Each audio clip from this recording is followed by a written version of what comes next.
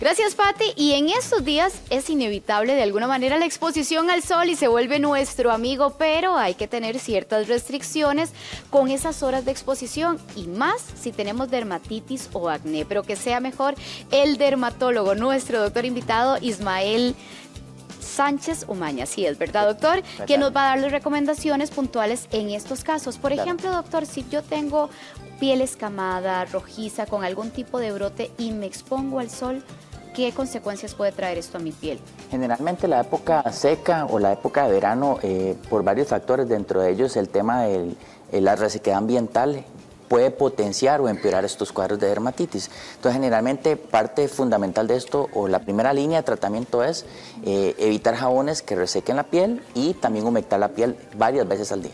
Para tratar de evitar estas consecuencias. Correcto. Tenemos acá a una paciente. Ven, entre, mi amor, no importa.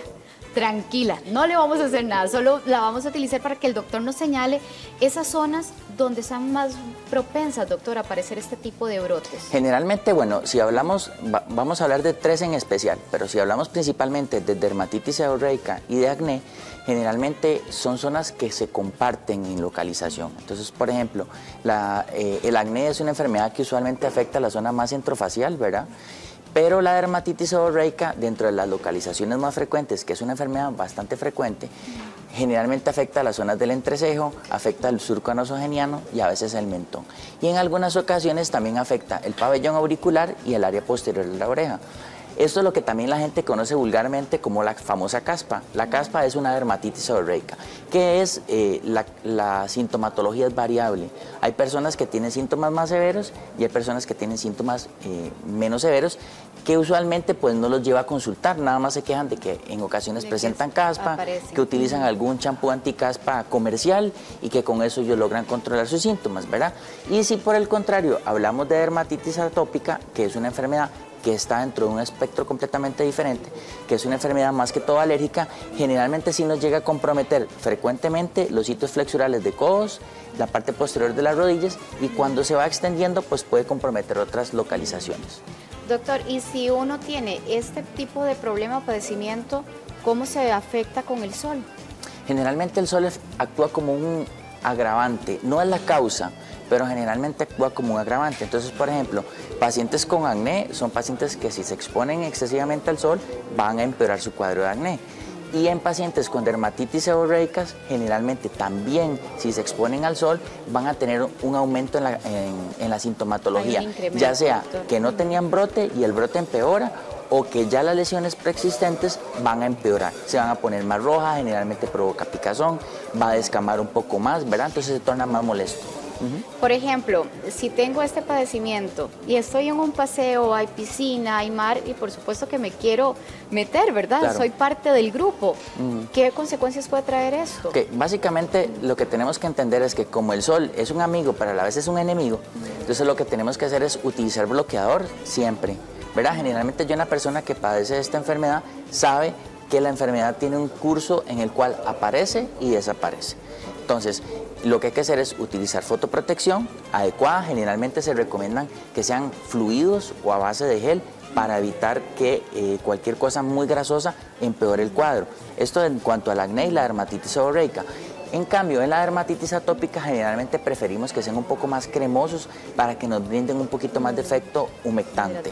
Ahora, si estamos en la playa, en una piscina o demás, no hay ningún problema. Simplemente lo que se recomienda es, en el momento en el que ya no vaya a estar más dentro de la piscina o dentro del mar, lo recomendable es secarse, bañarse para eliminar todas estas sustancias químicas que hay en las piscinas y residuos que pueden haber en el mar, para evitar que esto nos vaya a generar más problemas y humectarnos bien la piel. Cuando es el caso del acné, doctor, una piel con este problema, cuando está en el mar, la sal, la arena, ¿podría perjudicar o comprometer el cuadro? No, no, por el contrario, lo que puede comprometer el cuadro es que a veces tratan de ocultar algunas imperfecciones o utilizan un bloqueador o seleccionan un bloqueador inadecuado que sea muy grasoso.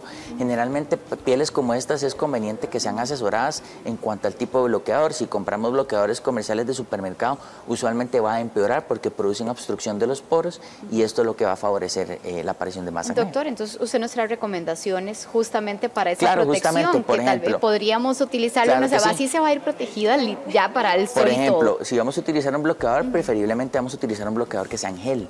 ¿Por qué? Porque no va a producir obstrucción, no va a depositarse. Y generalmente hay que colocar una capa generosa para evitar que esto nos quedemos desprotegidos. Entonces, yo lo que hago siempre es explicarle al paciente, ponerme la manita. Generalmente, lo que se coloca en esto es prácticamente suficiente para cubrir toda la piel. Este poquito, vea, Ajá. porque es como una semillita, ¿verdad? Exactamente. Eso es generalmente para todo el rostro. Generalmente es suficiente para cubrir el tercio superior y una similar para el tercio inferior. Entonces, generalmente lo que tenemos que hacer es mezclarlo y nos lo vamos a aplicar en toda la carita. ¿Ok? Sí, bueno, en la parte superior, principalmente con esa cantidad. Sin dejar ningún residuo, esto no te va a quedar blanco porque se va a absorber y va a quedar completamente el color natural de tu piel. ¿Ok? Por eso se coloca antes del maquillaje. ¿Okay? Ahora, doctor, cuando tengo acné, a uno le da mucho miedo, ¿verdad? El tipo de bloqueador, porque si luego me va a brotar. Claro, exactamente, por eso recomendamos que sean a base de gel o fluidos para evitar que esto vaya a suceder. Así es como los tenemos que pedir, doctor. Exactamente, que sea gel o fluido. Y lo mismo si tengo dermatitis, porque a veces se extiende, o con lo que usted decía, que es tópica también. Ahora, para dermatitis seborreica siempre es importante también seleccionar el tipo de champú que vamos a utilizar, porque no solo lo utilizamos para la piel cabelluda, sino que la misma espuma podemos utilizarlo para la cara, porque se ha visto que hay un hongo que se llama malacesia, que está involucrado directamente en producir irritación de la glándula sebácea y empeora los cuadros de dermatitis seborreica.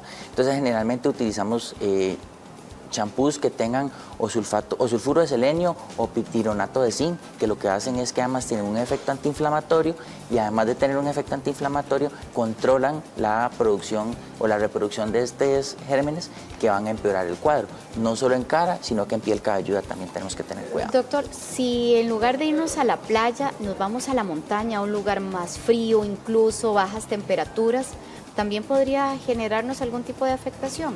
Se dice que más bien este tipo de enfermedades se empeoran en la época de otoño-invierno. Nosotros no tenemos la temporada como tal bien definida, pero sí podemos decir que en la época de invierno generalmente tiende a empeorar.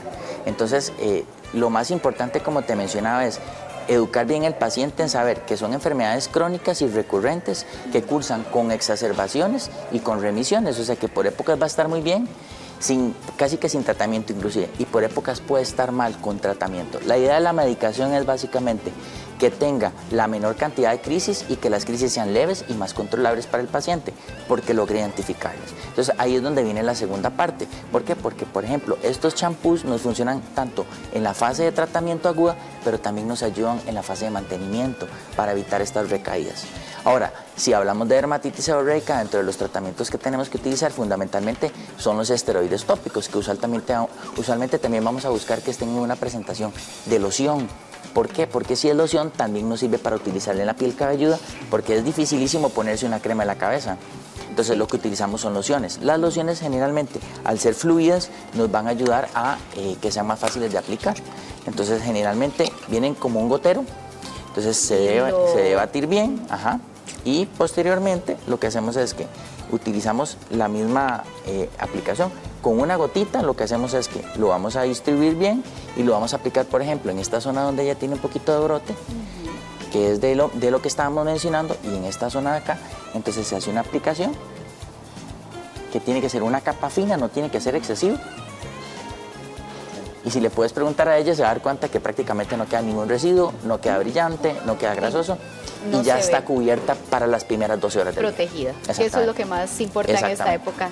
Doctor Sánchez, muchísimas gracias por acompañarnos en esta mañana. Gracias a nuestra modelo, mi amor, era muy sencillo.